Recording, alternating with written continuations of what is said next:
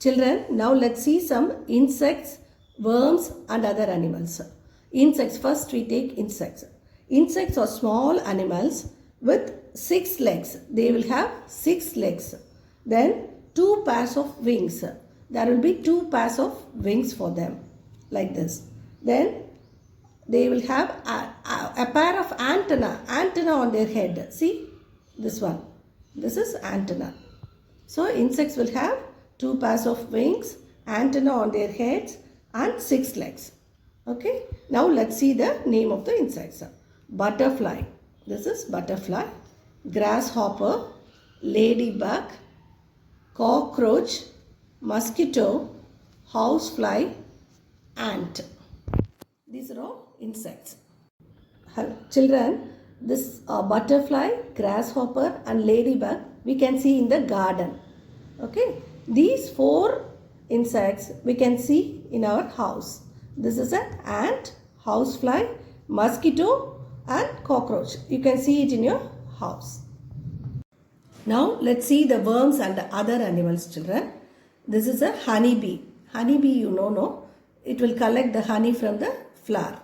This is earthworm. Earthworm. This is leech. This is snail. The snail will have a shell over its body. This one spider. This one is scorpion. The scorpion will have a pincers, a pair of pincers here. This one. Okay. Match the animals to its missing body part, children. See this. This is a scorpion. Scorpion. What is missing here? The pincers. So you should match it to the pincers. This one butterfly. What is missing here? The antennas. So here the antenna. You should match it. This one snail. Snail. What is missing here? Shell. Shell is missing. So you should match it here. This one is a housefly. What is missing here? Wings. So you should match the wings with the housefly. Do it in your book, children. Children, now let's see some other animals like snake, lizards, crocodile and other water animals also. Okay. Now let's see one by one. What is the name of the snakes?